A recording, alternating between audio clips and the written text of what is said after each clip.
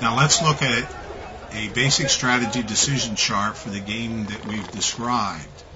You will see that we have taken the information that's on the basic strategy matrix, which is basically raw data, and converted it into something that you can easily memorize.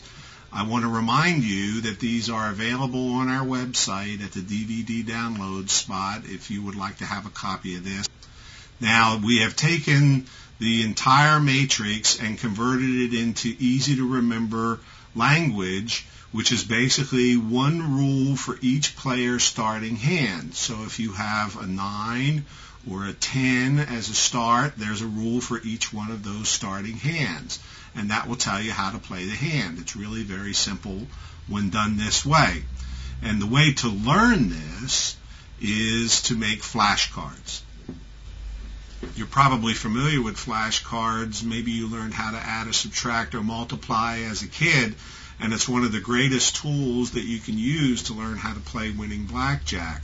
A flashcard is really very simple. You just put on the front the player's hand, such as a 10, for example, and then on the back put the rule that you got from the decision chart.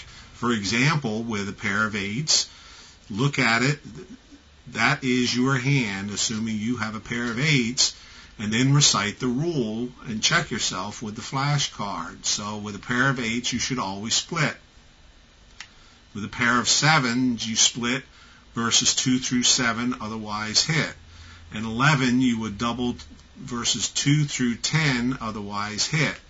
A 9, you would double 3 through 6, otherwise hit. And then use these to memorize the hands. Go through them as often as possible until you learn this perfectly.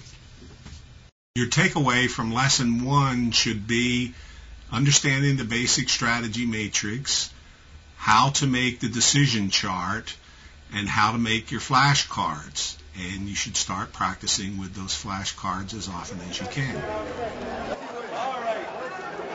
All bets down on your own. Our wheel